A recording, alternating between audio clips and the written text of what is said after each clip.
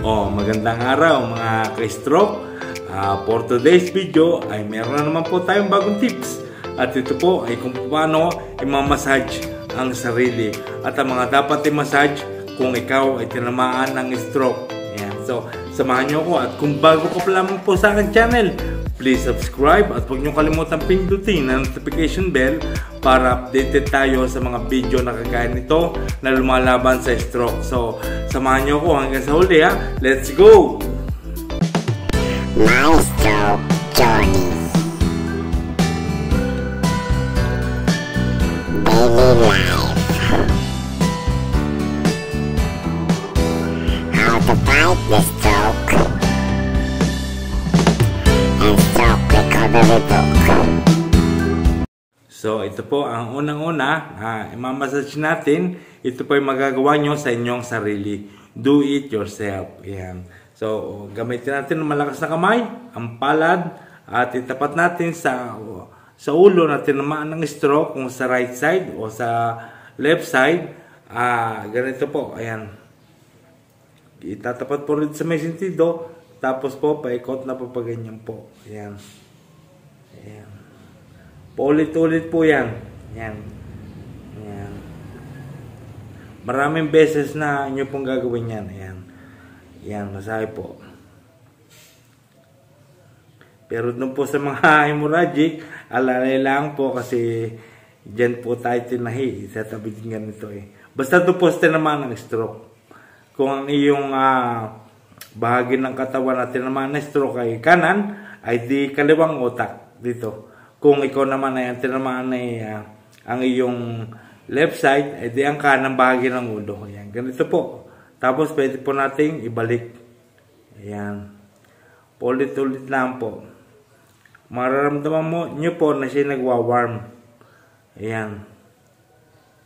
Kung ikaw ay na-stroke, ayan, maganda po itong masahe. Ayan. Ito po ay natutunan ko din sa aking nakausap ko na massage therapist at siya po talagang dalubhasa at siya po nag-aral talaga. Ayan. Ganun po. Ayan. Number 2 ay ito po naman na sunod natin gagawin pagkatapos nating masahin ang ating ulo ay syempre yung pong affected naman natin na kamay ang ating imamassage. Papamagitan din ng malakas na bahagi ng inyong kamay, magagawa nyo po ito sa inyong sarili. Ayan. Ito po ang ating mamasahin. Una, ilagay po rito ang dalawang ang hintuturo at ang hinlalato sa baba po ng buto na ganyan. Ayan. Dito po. Tapos yung thumb ay dito po sa baba ng pulso. Ayan. At pipisilin po siya. Ayan. Ayan. Mapapansin nyo po, yung mga daliri ay meron pong reaction.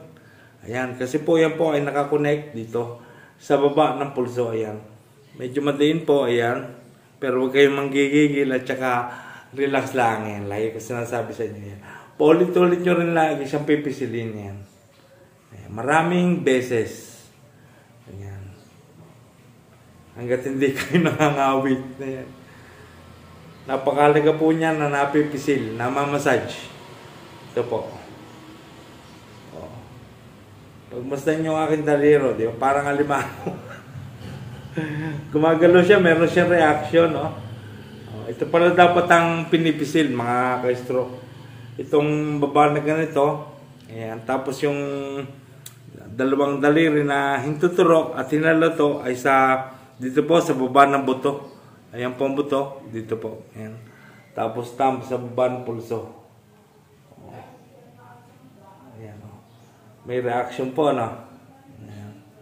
Ulit-ulit yung pong gawin yan at yan po talaga makakatulong sa pagpapalakas ng daliri para magamit nyo sa pagdampot-dampot at paghawak. Ayan. Paulit-ulit po, paulit-ulit. Dito po. Ganito po. Ayan. Ayan. Ganun po. Ito naman po ang sunod ay ang mga daliri. Mga fingers. Ayan. Umpisan po natin sa hinlalaki. Dito po sa dulo, yan. Tapos po pipisilin po siya ng ganyan. Ayan. Ulit-ulit din. Yan. Pwedeng siyang tigta 20 kasi lahat ng daliri ay gaganyanin. Yan. Sunod ay ang tuturo. Yan, ganun din. Pipisilin. Yung dulong-dulo po, yung tapat ng kuko. Yan, huwag pong lalampas doon. Sa kuko po mismo. Yan. Magagawa niyo po ito ng kayo lamang mag-isa. Pwede nyo rin gawin habang nanonood ng TV or nag-cellphone, nakapatong sa stand. Ayan, ganyan. Lahat po yan ay mamasahe. Paulit-ulit din po at pabalik-balik. Ayan. Pinipisil-pisil siya yung dulo. Ayan.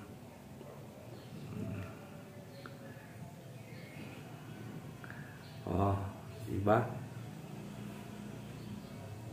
Ayan, ulit-ulit lamang po at yan po ay talagang may magandang, may dudulot na maganda yan. At ang sunod ay ang dito po sa joint ng siko. Ayan, dito po. Ayan, papagalan doon din po ang hawak. Ayan, dito. Yung malambot po dito. Tapos sa kabila po yung ang thumb. Ayan, ayan. Mamasahin din po yan. Ayan. So tapat po mismo ng maguhit po dito, di po po maguhit tayo dito, tapat na tapat po niyan. Ayan. May po mamasahe, pipisilin din po. Ayan. Medyo madain po yan ng konti. Ayan. Ayan. Maraming beses nyo rin po yan gagawin. Ayan. Ayan po ang mga minamassage kapag ikaw lang mag-isa. At yan po talaga makatutulong. Ayan. Ginagawa rin po ito ng mga massage therapy, lalong-lalo na sa mga na-stroke. Yan. Ganyan. Para gumanda ang circulate po ng dugo. Pagka pumupunta sa puso, tapos babalik ulit dito sa kamay. Ayan. Yan po minamasahe. Ulit-ulit din po yan. Pwede nyo pong gawin 20 times. Alam niyo po ba yung pagpinitik, nag-ground dito? Ayan. Yan po ay subukan nyo rin po pitikin. Kapag po mahina pa ang kuryente niya, ibig sabihin mahina pa ang kamay. Dito po. Sa akin po mahina pa eh. Ayan. Ayan, ganun po. Ulit-ulit, pwedeng 20. At yan po talagang dapat namin na massage kapag kayo na-stroke. Doon po sa bahagi na tinamaan ng stroke. Yan po. At ang pinakahuli ay ang shoulder. Sa balikat po. Yung pong dito po, yan. Ito po tawag po rito. Meron po yung kapsula dito sa loob. At saka po yung pinakahangganan niya dito. Yung sa joint din, joint dito. Ayan. Kakapain niyo po ng thumb dito. Ayan. Yung tawag doon, yung parang may nakakapa kayo na gumagatol. Tawag doon, nakalimutan ko ang tawag doon eh. Dito, ayan. Tapos yung dalawang daliri rin ay dito din. Ayan. Ayan po, dito. Dito po mismo sa binabakunahan. Tapos dito po sa, ayan. Pipisilin po rin yan. Ayan. Pero ang pagpisil po niya ay paikot, circle. Ayan, ganyan po. Ayan. Paulit-ulit din yan. Ayan. Ayan. Kailangan tapos ang kamay ninyo dapat naka-relax. Ayan. Ganyan po. Paikot. Pwedeng ibalik. Ganyan. Ayan. Magagawa nyo rin yan po yan sa inyong sarili sapagkat ngayon po naman isa nating kamay ay malakas. Ayan. Ganyan po. Napakalaga po nitong balikat. Ayan. Especially yung mga bumabagsak ang balikat. Matagal na nakakomang ang kamay. Ayan. Ganito po, masahe yan. Paikot po, paikot. Piniikot pong ganyan. Ayan. Paulit-ulit din po yan. Ayan. Magagawa niyo po yan nang wala kayong magmamasal sa inyo, di ba? Ayan. At yan din po kasi ang technique na kakaramihan kasi pagka matagal na lalo na matagal na nakakomang, mapapansin nyo kahit sa paa, lumiliit, no? Parang may polio. Tapos yung baraso, lumiliit eh. Kasi nga, hindi siya nagagamit. Dati ang akin, maliit din eh. Lumaki na lang at saka nagkaroon na rin niya ng tricep kasi nga sa pagdadumbbell. Yung tamang pagdadumbbell. Ayan. Kasi pagka ganyan ang pagdadumbbell, lalo kang makokomang. Pwede mong gawin yun kung straight na ang kamay mo. Pero kung wala pa, pag ganyan po, dapat. Yun. Para na-exercise sa kanya, itong likod. Ayan. So, yung po mga pinakita ko po mga massage, ayun po talaga makakatulong. Dito po, ayan. Gamit ang hintuturo, hinlalato at hinlalaki. Ayan, kapag ganyan po. Tapos ang daliri. Lahat ng daliri, yung dulo. Tapos dito sa guhit dito. Ayan. Then sa shoulder. Ayan. Malaki pong bagay ito eh. Ayan. Kasi po yung malakas. Magagamit mo rin sa maraming bagay. Ayan. Kasi itong mahalaga po. Ayan. Ayan. Namamasahe. Ayan. Pero kung bago-bago ka pa lamang po na stroke, ay ang masahe po ay yung mga ganito. Ayan. Ganito dito. Pero yun po ay sa bago-bago pa lamang na ano, kailangan parang kinukuskus lang.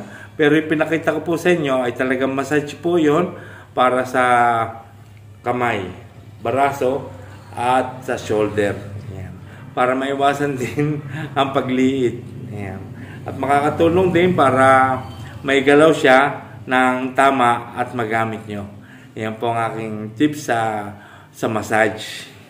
Yan po ay natutunan ko rin po yan sa massage therapy. Talaga naman siya nag-aral at talaga namang dalubhasa siya.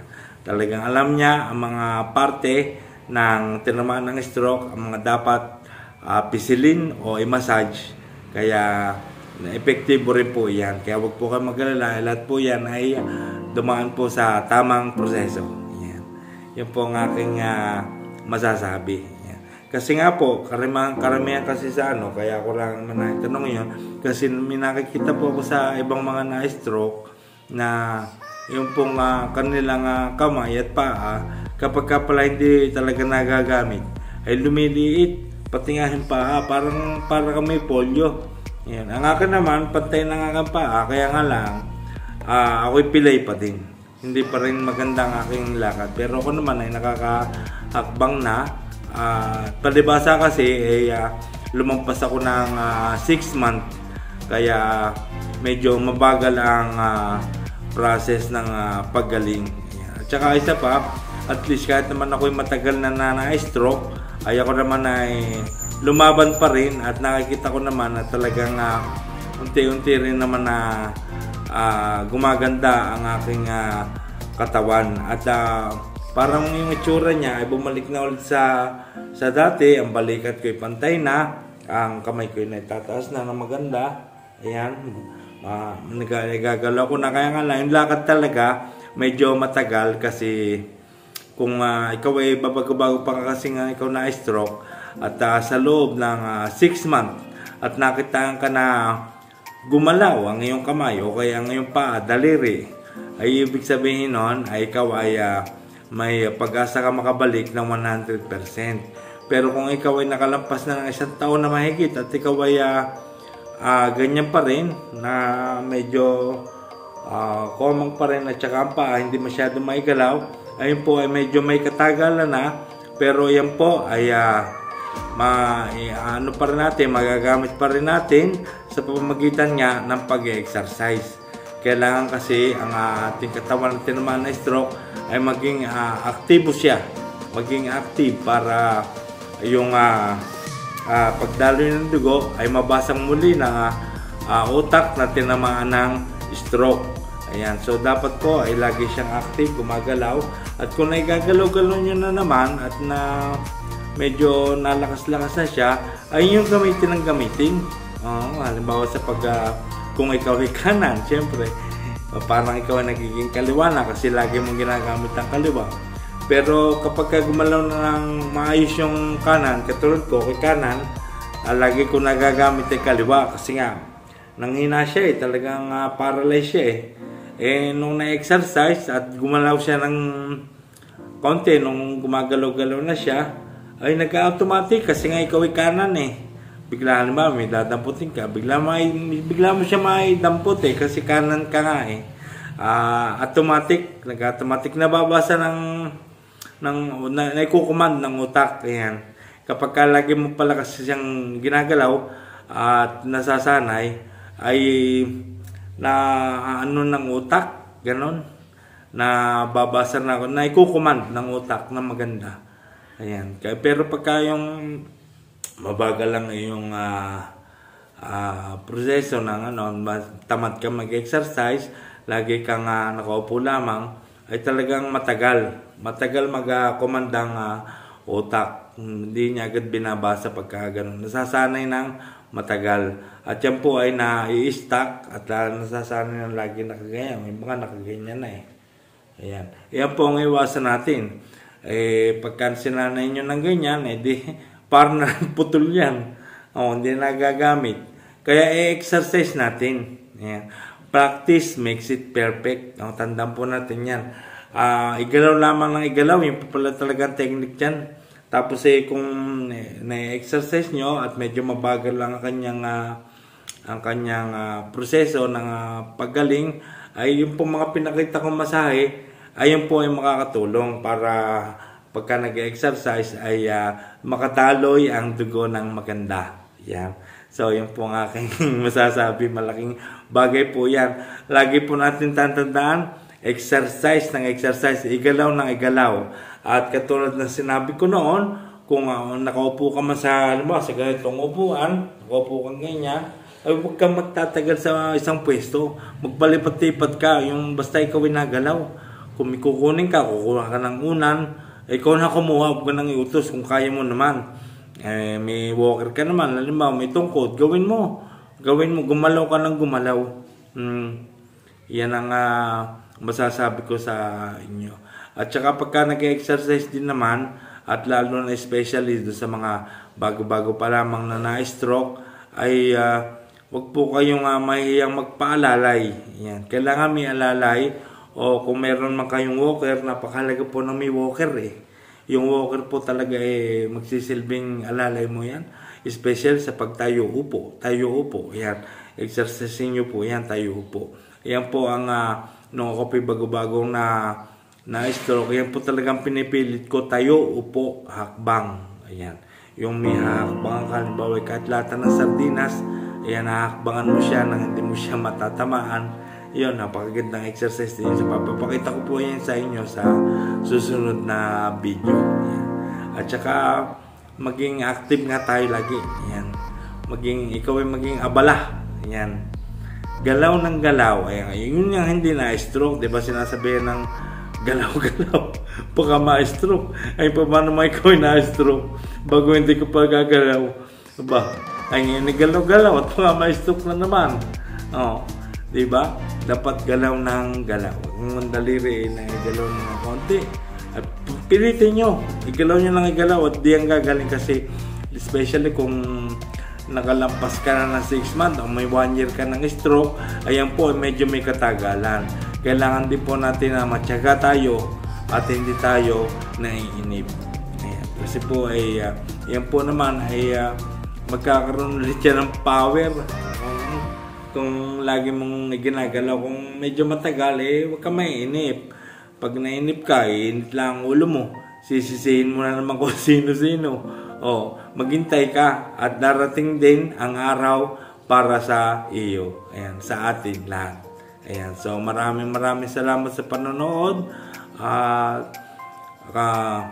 Tayo po lahat ay pagpalain lagi ng Diyos at alisin lagi ang galit at huwag mainip. Ito pong ating mga ginagawang ito ay may maidudulot talagang maganda. Ayan, so huwag ka mainip at isipin mo lagi na pagsubok lamang na kayang-kaya nating labanan. Laban. Ayan, kaya nga na-stroke ka nga lang ay kay buhay pa. Ibig sabihin, may pag-asa ka pa. Yung mga dati mong ginagawa, magagawa mo ulit yun kahit na pabengkong-bengkong, pabali-balentong, kasi nga na-stroke ka na. Huwag mo nang hanapin yung 100% na ikaw dati.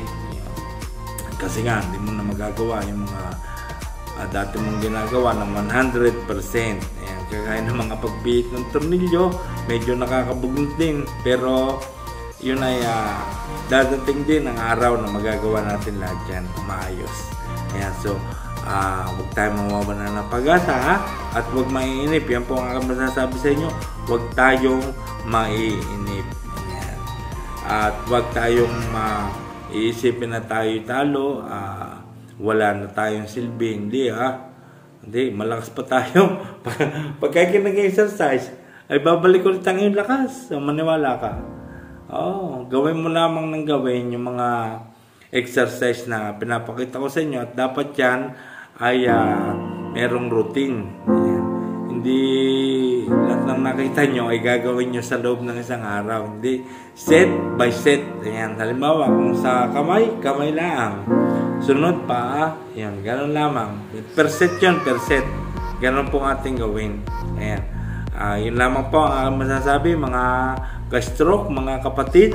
Huwag tayong mawawala ng pag-asa. Tayo ay gagaling. Makakabalik tayo. Makakapaghanap buhay tayo. Huwag kang mag-alala na mag-alala. So, mahalin mo rin ang iyong kasama sa bahay dahil ikaw ay talagang hindi nila sinusukuan. At kung sila nga hindi nasuko, ay ikaw, huwag ka lalo susuko. Diba? Laban lang ang laban. Habang buhay pa, lumaban tayo ng lumaban. Kayang-kaya natin yan. Laban. So maraming salamat sa panonood. At isa pa, lagi natin itatanong nga sa utak natin na tayong lahat ay gagaling, lalakas, at titigas. Anong titigas? Tuhod. Tuhod niya. Maraming salamat. I love you. Mabuhay po lahat tayong mga lumalaban sa stroke, at kapit lamang tayo sa Diyos at tayo tutulungan niya. Nasa Diyos ang awa, nasa tao ang gawa. Tulungan mo rin ang iyong sarili.